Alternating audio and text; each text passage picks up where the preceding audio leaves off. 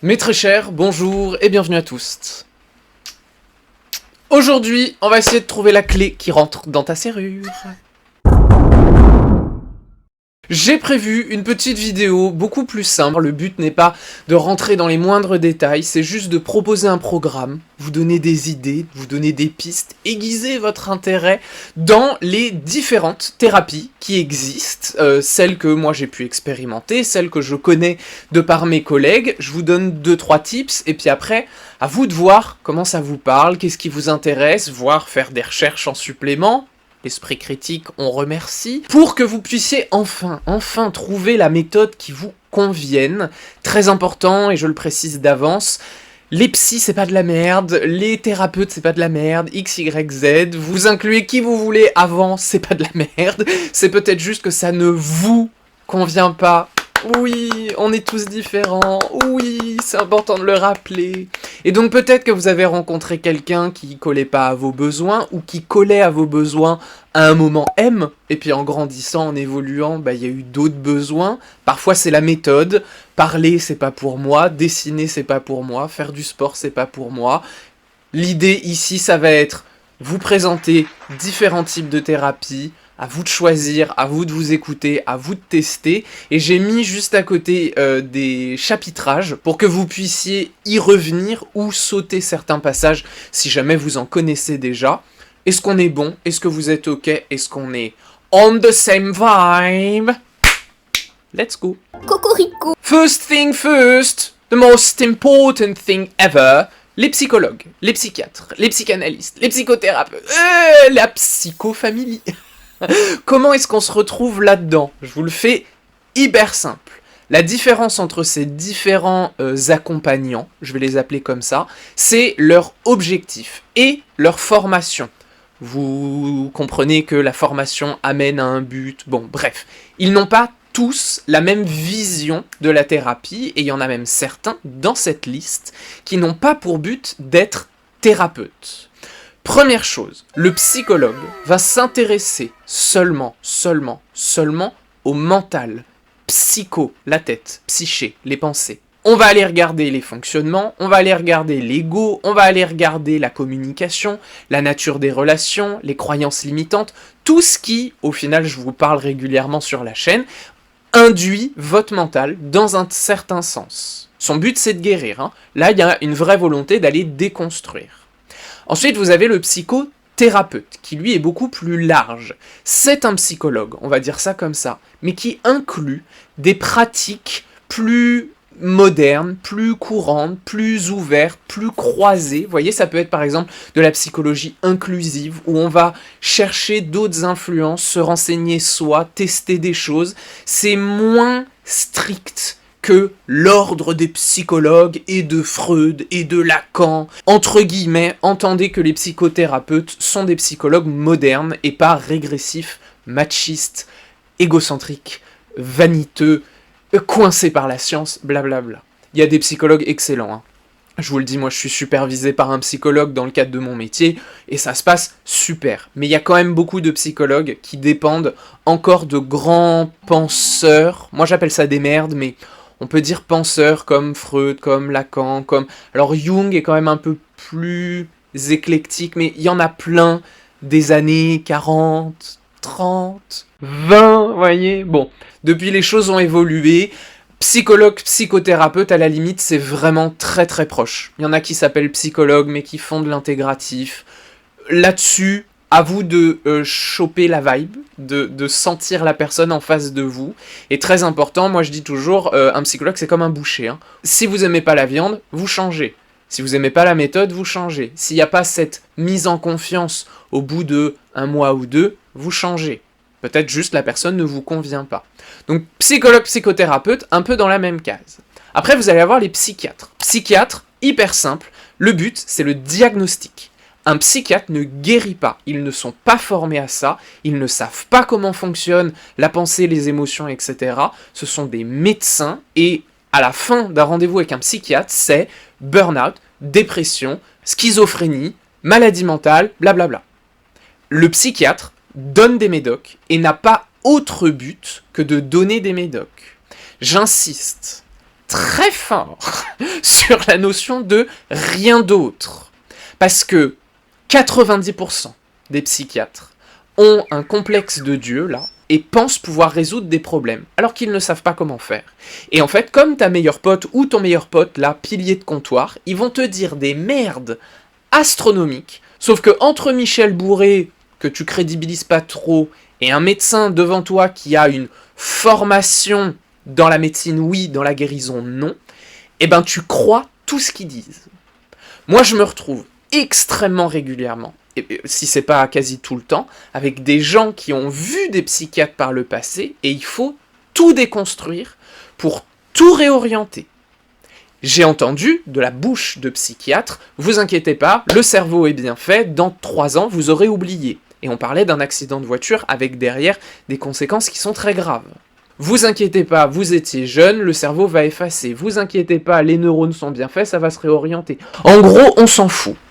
Parfois, il y en a même qui donnent des conseils, on va dire, développement dépouillement personnel, pour rester large dans le terme psycho et émotion, corps et autres, et en fait qui vous envoient complètement à l'inverse. Complètement à l'inverse. Sachant qu'en plus, je le précise, dans la déontologie médicale, un psychiatre est supposé recommander à son patient, sa patiente, d'aller voir un psychologue en complément, justement parce que c'est pas leur formation. Si jamais un psychiatre ne vous le recommande pas, ou au contraire est méfiant à ce que vous le fassiez, fuyez. C'est un red flag énorme. Si, en outre, vous avez des doutes par rapport à votre psychiatre, il y a ce qu'on appelle le double avis médical. C'est fortement recommandé d'aller voir un second médecin, donc psychiatre, pour faire valider le premier point de vue.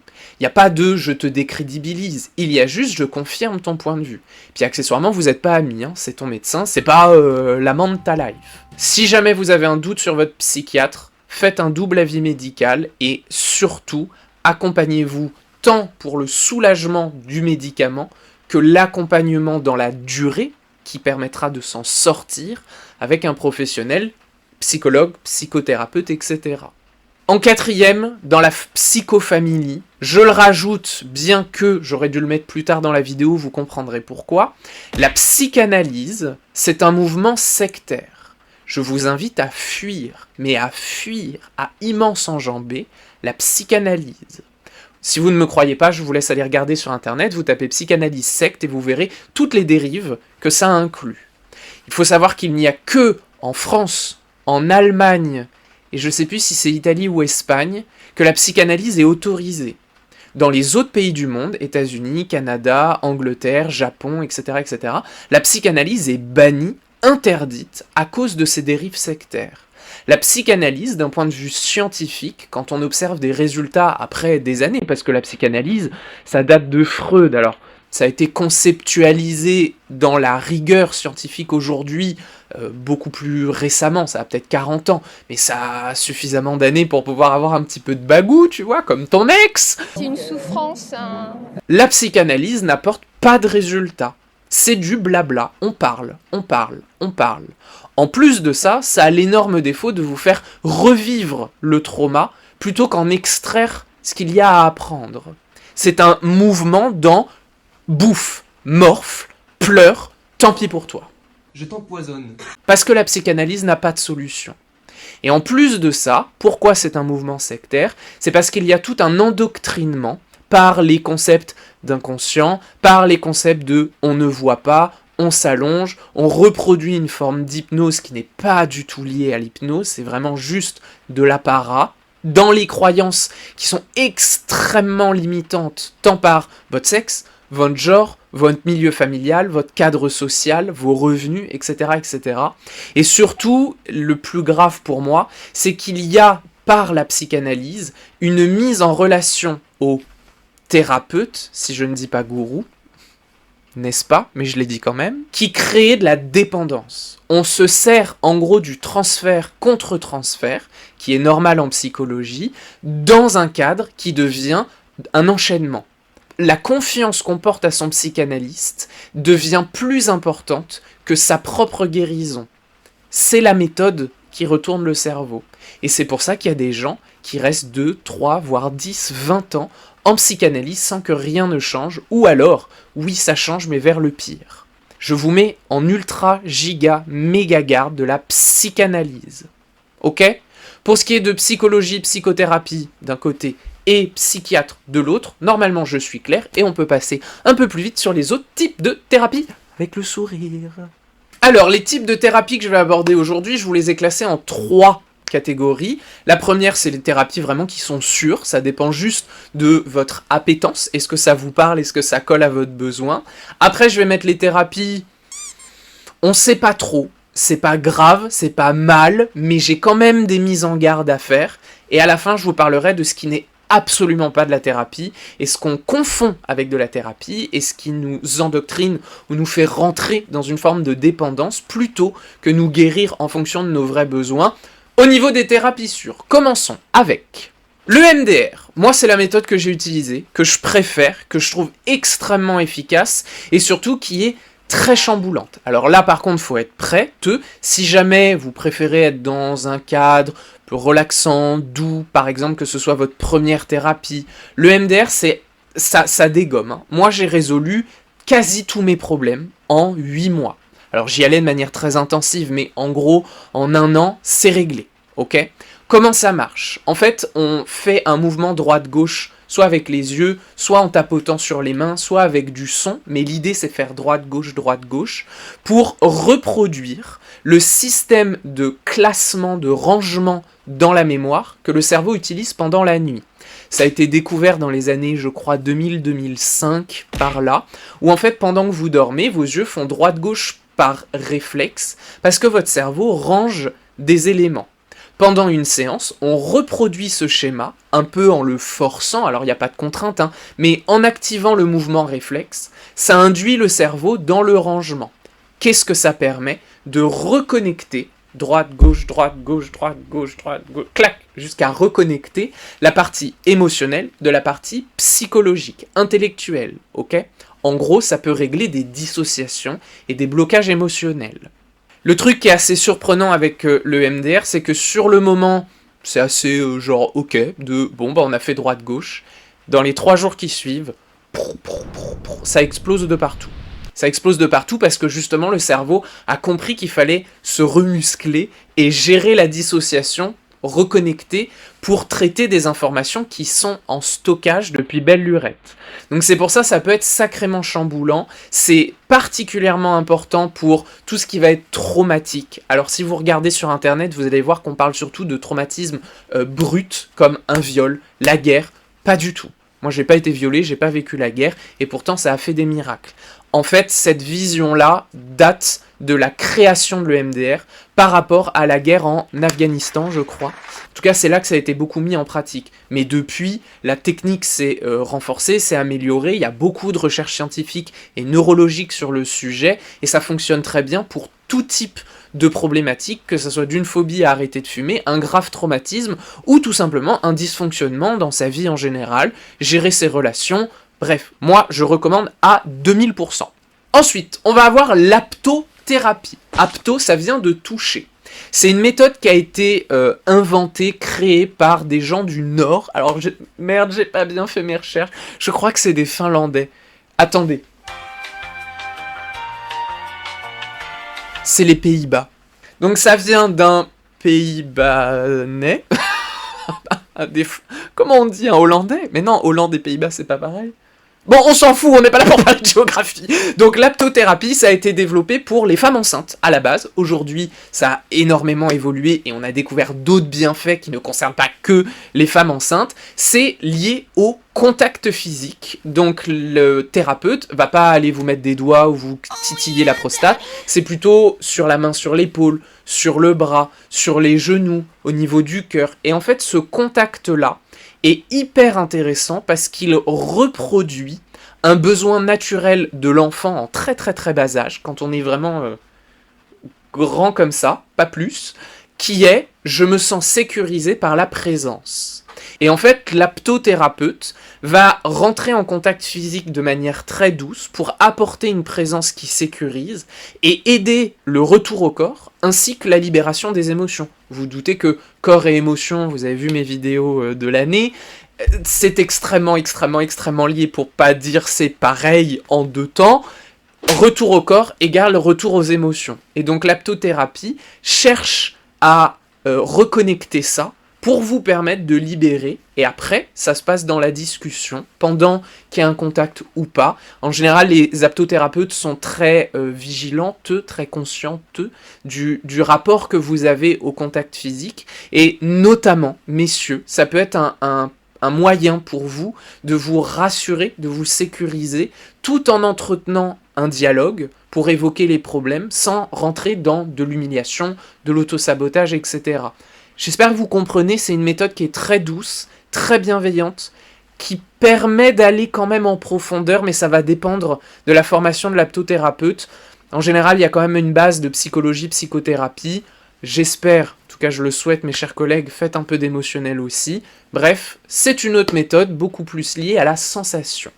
Ensuite, vous avez le psycho-émotionnel, c'est ce que moi je propose, et en l'occurrence, psycho, la tête, émotionnel, l'émotion. Pourquoi c'est différent d'un psychothérapeute, d'un aptothérapeute ou d'un psychologue de manière générale? C'est parce qu'on se focalise surtout sur l'émotion. Vous le savez, je vous en parle très régulièrement sur la chaîne, l'émotion est à la base des pensées, à la base des somatisations. Vous êtes individuellement vos émotions grâce à ce qui se déclenche, ce qui réagit, ce que vous ne comprenez peut-être pas ou ce qui vous crée de l'inconfort. Et en fait, le trauma est profondément émotionnel avant d'être psychologique. Le trauma n'est d'ailleurs pas psychologique puisque c'est l'ego, la protection, qui cherche à se défendre du trauma pour pas que ça se reproduise. Donc pour gérer un trauma, il faut rentrer dans l'émotionnel. Alors il n'y a pas que les traumas évidemment, dans les relations, dans la confiance, l'estime, la valeur, les projets, l'image de soi, tout ça est forcément lié à la gestion de ses émotions, à son confort dans son corps et son confort à ce qu'on peut faire de ses émotions. Ces émotions-là ont des conséquences psychologiques, je vous l'ai dit. C'est pour ça que je parle de psycho-émotionnel. Moi, quand je travaille avec mes patients, on parle beaucoup du psycho, mais quand on entre dans la phase de guérison, juste après avoir conscientisé, pour libérer, relâcher et faire le deuil de certaines choses, c'est la partie émotionnelle. Alors, je pense me situer un petit peu entre le psychologue et le MDR en termes de chamboulement. Parce qu'il peut y avoir des séances avec moi qui sont très calmes, où on conscientise des choses, on prend le temps d'en parler, on fait un peu d'analyse sur les fonctionnements, les causes, conséquences, etc. Puis il y a des fois, c'est beaucoup plus émotionnel, il y a peut-être des larmes, il peut y avoir des rires, en général on rigole bien quand même, mais on laisse l'espace, on accorde l'espace à l'émotion. Et du coup, parfois ça chamboule vraiment, parce que la prise de conscience n'est pas juste une pensée, c'est tout un système qui se réveille, qui renaît, et puis parfois, c'est beaucoup plus dans le soutien, beaucoup plus calme. Moi, par mon métier, par l'habitude, j'essaye d'être très vigilant à ça, et parfois d'accompagner, parfois d'approfondir, parfois de soutenir, parfois de creuser, parfois de rassurer, parfois de dire les choses. Vous voyez, c'est un équilibre, je vous l'avoue, qui n'est pas toujours simple, mais c'est très important de se conscientiser, de se connaître et de se ressentir. Moi, ma ligne de conduite, c'est de dire, à nous deux, on est Sherlock Holmes, tu as l'histoire, j'ai les savoirs, et on va faire en sorte qu'on mène une enquête sur le pourquoi du comment, tout ça en douceur, mais avec profondeur. J'espère que vous entendez dans mes rimes, je sais pas pourquoi j'ai dit ça comme ça, j'avais envie de faire des rimes, laissez-moi être poète, merde. Mais je suis quand même le parrain de ton fils, merde. LOL. Alors, étape suivante, qu'est-ce qu'on a? L'art-thérapie. Art-thérapie, je vous le donne dans le mille, ça concerne l'art. C'est bien, hein? Il y a du QI, hein? L'art-thérapie, c'est intéressant parce que ça met entre le patient, la patiente, et le ou la thérapeute, entre ces deux personnes, ça met un médium. Et je parle pas des gens qui voient les morts. Un médium comme la danse, la musique, le théâtre, la peinture, le dessin, la photographie, peu importe. C'est travailler avec l'art pour travailler sur soi. Parfois, il y a des gens qui ont peur d'évoquer leurs problèmes, qui ont peur de crever l'abcès, dire ce qu'ils ressentent, qui ont une forme de timidité ou alors une forme d'interdiction, vous voyez, je ne dois pas être faible, je ne dois pas montrer mes émotions, je ne dois pas X, je ne dois pas Y.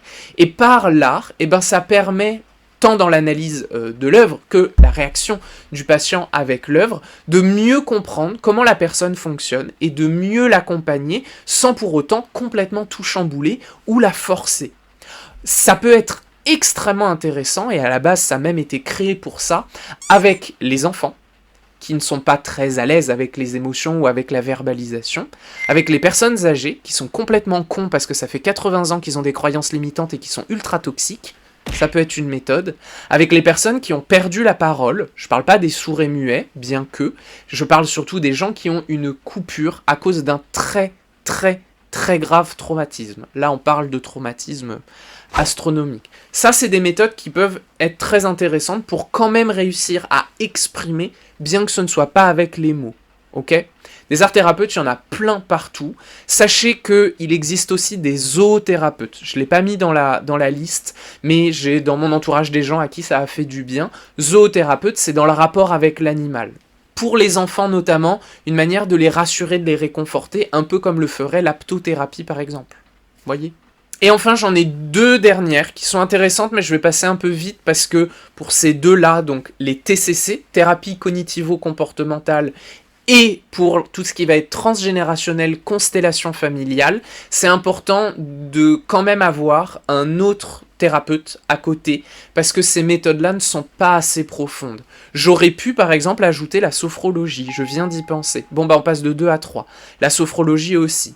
Du coup, je vous le refais dans l'ordre. Ces 3 thérapies-là, ce serait important d'avoir un thérapeute à côté pour aller plus en profondeur que ce que ces 3 méthodes vous permettent. La sophrologie, gestion du stress, gestion de ses réactions, gestion du corps par le souffle. Donc on va faire de la visualisation, on va resynchroniser les membres, par exemple, en fonction de la respiration. Ça peut être par des marches, ça peut être par des méditations. Tout est tourné autour du calme, la relaxation du système nerveux pour des personnes qui sont par exemple très angoissées, très stressées. En période par exemple de burn-out, si vous le sentez arriver, prendre les conseils d'un sophrologue, ça peut être super, avec un thérapeute, parce qu'attention, le sophrologue n'a pas la formation et les connaissances pour guérir. C'est vraiment une forme de soulagement, relaxation pour accompagner dans la thérapie. Ok. En 2, on va voir les TCC, thérapie cognitivo-comportementale. Ça, moi, je le recommande une fois que votre thérapie est terminée. Parce que bien souvent, une fois qu'on a conscientisé, guéri, etc., on peut garder des réflexes. Vous voyez, au niveau du cerveau, on va au plus simple, à ce qu'on connaît, à l'habitude, qui sont pas forcément sains. En TCC, on observe justement réaction, impulsion. Réaction, impulsion. Dans telle situation, je me comporte comme ça. Face à telle remarque, je réagis comme ça. Paf, paf. Ça ne guérit rien. Sois bien d'accord, ça ne guérit rien. C'est couper la rose en se plaignant des racines. Si vous faites du TCC en première méthode, ça marchera pas. Vous retomberez soit dans les mêmes schémas, soit vous en trouverez d'autres, différents, mais qui servent à fuir aussi. Donc je vous recommande de faire du TCC plutôt à la fin, ou alors en synchro avec un thérapeute comme je le disais.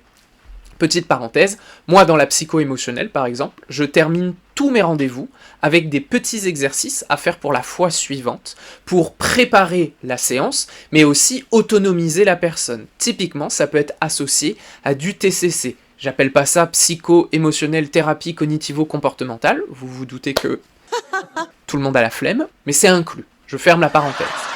Et la troisième, c'est tout ce qui va être transgénérationnel, constellation familiale. On ne parle pas ici de karma, s'il vous plaît.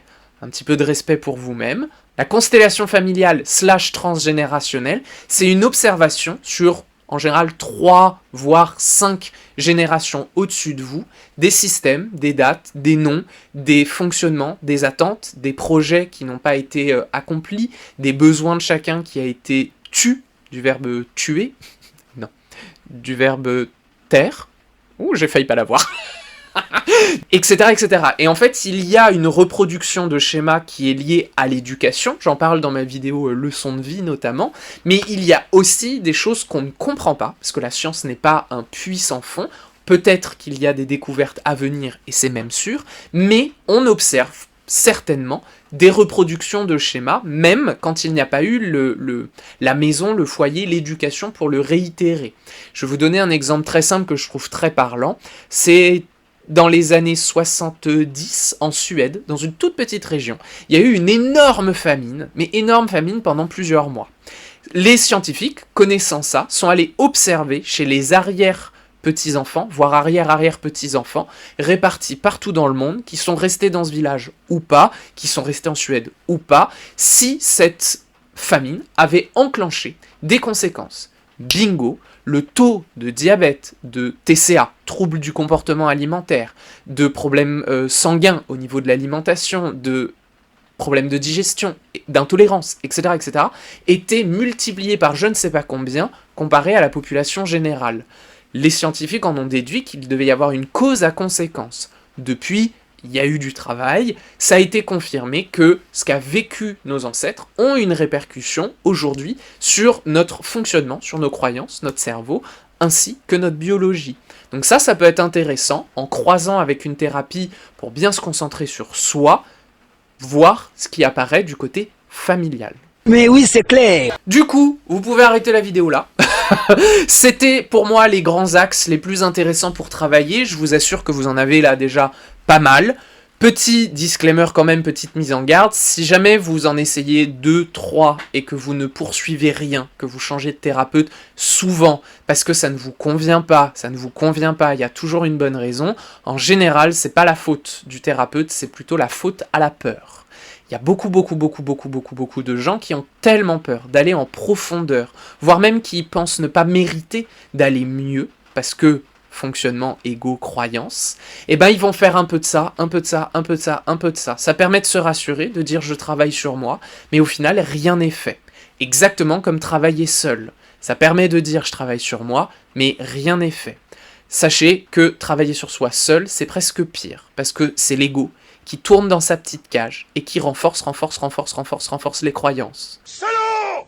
En général, vous terminez épuisé, démotivé, dans des schémas répétitifs hyper toxiques et des croyances toujours plus fortes. Déconstruire ça, c'est un sacré job. Si vous voulez plus d'infos, j'en ai parlé dans la vidéo Trauma, où j'explique comment le cerveau cherche la survie et se renforce par lui-même dans ses croyances pour se protéger. Les deux catégories suivantes, là je regarde mes notes, ça va être les thérapies un peu border, et qu'est-ce qu'il ne faut surtout pas faire. Thérapie border, je vais aller court, il y a l'hypnose, border pas grave, mais c'est du 50-50. D'un point de vue de l'observation scientifique, parfois ça fonctionne très bien, parfois ça ne fonctionne pas. Et aujourd'hui, on a la chance d'avoir l'EMDR qui reprend les systèmes cognitifs du cerveau de manière beaucoup plus efficace, beaucoup plus concrète et surtout reproductible. C'est-à-dire qu'avec le MDR, il y a une méthode qui fonctionne. Avec l'hypnose, parfois ça marche pas, et il y a le risque que la croyance, justement, se renforce par esquive. Mon deuxième point qui met un peu en garde vis-à-vis de l'hypnose, c'est la communauté. Chers collègues hypnothérapeutes ou je ne sais quoi, c'est un cancer. La méthode est pas mal, c'est à l'appréciation de chacun. Mais la communauté est sectaire, extrêmement you-you, marginale, anti-science, machin, dans des dérives, du coup, qui amènent à des contresens. On prend soin de la santé des gens, et on se dit que la société, c'est de la merde, que le gouvernement nous ment, et puis, de toute façon, le cerveau, il est divin, et il faut débloquer l'âme astrale, blablabla. Il y a des dérives, mais des dérives. Vous n'imaginez même pas la dangerosité de toucher à la santé psycho-émotionnelle des gens en ayant soi-même des croyances extrêmement dangereuses pour les autres et pour soi-même. Oui, je considère que l'ultra-you-you, l'ultra-spiritualité, l'ultra-complotisme, etc., ce sont des dérives sectaires. Parce que la définition de secte encadre très bien ce genre de pratique, donc je vous mets en garde face aux personnes que vous rencontrez, gardez bien votre esprit critique, et n'oubliez pas votre objectif, c'est d'aller mieux, pas qu'on vous rassure avec des croyances de « tout le monde vous ment ». La deuxième chose, ce sont les soins énergétiques. Ça peut aider, ça peut soulager en fonction de la compétence de le ou la praticien N.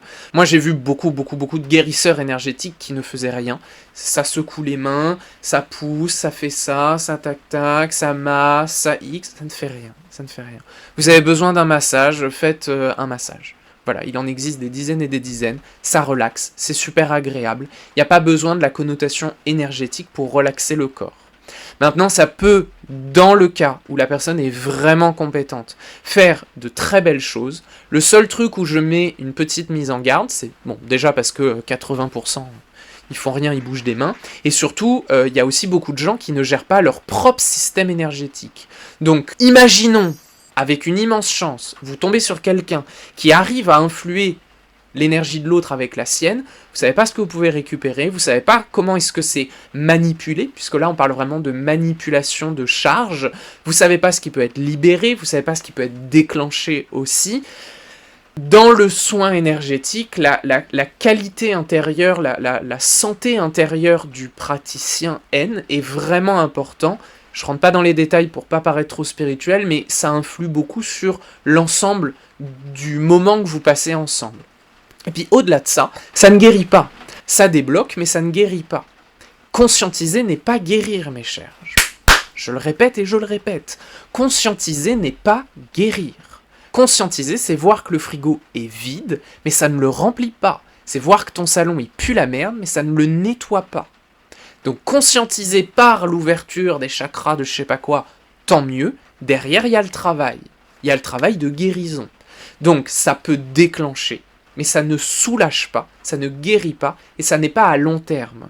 Moi, c'est un peu le problème que j'ai avec les soins énergétiques, c'est que faut y aller tout le temps, toute votre vie, parce que ça ne vous autonomise pas. Alors que tout ce que j'ai évoqué dans la première partie, le but à la fin, c'est que vous soyez bien avec vous-même et autonome pour gérer vos problèmes. Le soin énergétique n'inclut pas ça. Et enfin, pour terminer en beauté, qu'est-ce qui n'est surtout pas de la thérapie? Et là par contre, il n'y a pas de on sait pas trop. Non, fuyez. Vous fuyez. Si vous n'allez pas bien, ne faites pas ça. Il y a. Alors, le tarot, ça peut être sympa, mais ça engendre des dépendances. Des dépendances à l'espoir, des dépendances à la spiritualité, ça renforce des croyances. Le tarot, en tout cas comme le vendent mes collègues en mode « Oh là là, votre ex va revenir, tout va mieux, t'as une chance folle, mais ce mois-ci tout va changer, blablabla », c'est de la merde. Enfin, en tout cas, moi, je crache là-dessus avec une profondeur et un dégoût énorme. Parce que ça renforce, et ça vous entretient dans un cycle « je me drogue, alors qu'il faudrait plonger pour aller mieux. Le but à la fin, c'est de finir mieux, pas la tête hors de l'eau. Et malheureusement, le tarot est très souvent utilisé dans un sens de « tiens, voilà ta dose, toutes les semaines là, prends ta dose. » Sujet clos. Il y a ensuite l'astro. Je rentre pas dans le tarot, mais c'est un peu la même idée. Ça peut vous donner sa dose. Bien que l'astro, il y a quand même un aspect exploration de soi beaucoup plus sain, beaucoup moins toxique, beaucoup moins dans l'endoctrinement. Vous voyez, l'astro, j'aurais peut-être pu le mettre avant. Ah bah je suis désolé, mes chers collègues et amis astrologues, je suis désolé. J'ai mis tarot astro par rapport à YouTube, mais c'est vrai que c'est deux catégories différentes. Je corrige mon propos, l'astro, ça peut être intéressant, par contre ça ne guérit pas. Ça donne des pistes, un peu comme le soin énergétique, vous voyez. Ça peut débloquer des choses, donner des idées, mais ça ne guérit pas. Donc c'est à croiser avec une pratique beaucoup plus profonde. Je vais dire ça comme ça. Et après, vous avez tout ce qui est vie antérieure. Alors c'est fun, c'est rigolo, ça on se crée des scénarios, on se dit qu'on est une prêtresse d'Égypte, qu'on était un grand guerrier maçonnique au XVIIe siècle, pas du tout.